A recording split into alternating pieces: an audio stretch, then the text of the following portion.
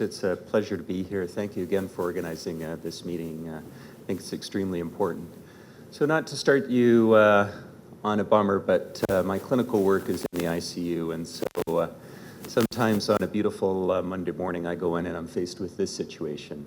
So a 19-year-old lad from a small town just outside of Calgary in southern Alberta was up skiing at Castle Mountain. I should say down skiing at Castle Mountain for those of you who are geographically inclined.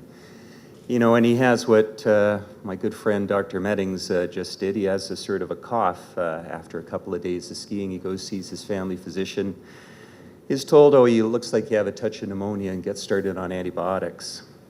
And 3 days later, one of my colleagues from Black Diamond calls me up scared because this person's in his emergency department with oxygen saturations of 80%. And so within about an hour, he arrives in my intensive care unit with a blood pressure of 60/40 and just about dying. And he had a condition called septic shock. So many of you know the STARS red helicopter that flies in the skies, an extremely important part of our life-saving healthcare system for critically ill patients. Mortality rate for severe trauma is about 12% today. And many of you have been taught CPR, extremely important. You know the signs, the warning signals for having a heart attack. And the 90-day, 30 or 90-day all-cause mortality rate from an acute myocardial infarction is about 6 to 7%.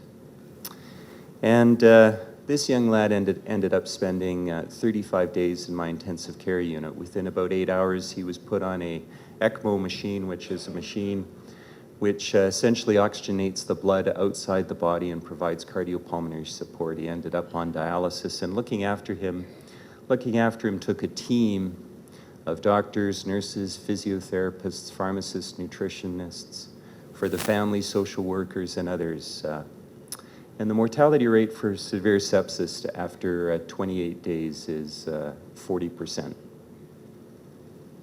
So not many of you know about severe sepsis, but all of you know that if we have an outbreak of meningitis in a school, 1 or 2 cases, you wrap your arms around your kids and you go, I never want that to happen to my child.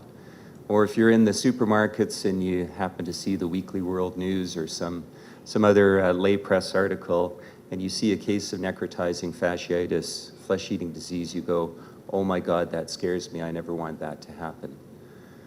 But the number one cause of severe sepsis or septic shock is community-acquired pneumonia.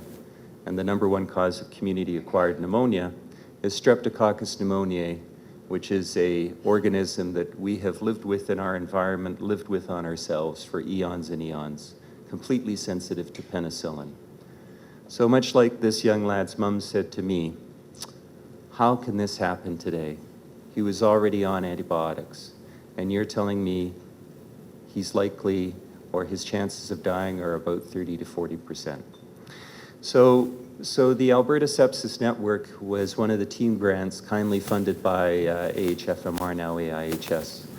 It brings together clinicians such as myself with basic science researchers to try and understand why an organism that we have lived with for the most part in harmony, and maybe on many of you right now, why an organism like Streptococcus pneumoniae and a perfectly healthy young man suddenly, and an organism we can very easily kill with antibiotics, often with our first dose of antibiotics, why, for some reason, those two things come together and a person's entire life is changed. So the Alberta Sepsis Network are scientists at the bench, with clinicians at the bedside, with policy individuals farther down the pathway trying to improve the care of Albertans so we can lower that mortality rate. And just to leave you with a final note, we have an excellent healthcare system in Alberta. A lot of times, we're apt to criticize our healthcare system. I'm extremely proud of the team that I have an opportunity to work with, not only my research team, but my clinical team. And our mortality rates from severe sepsis in Alberta are about 80% of the age and sex predicted mortality rates.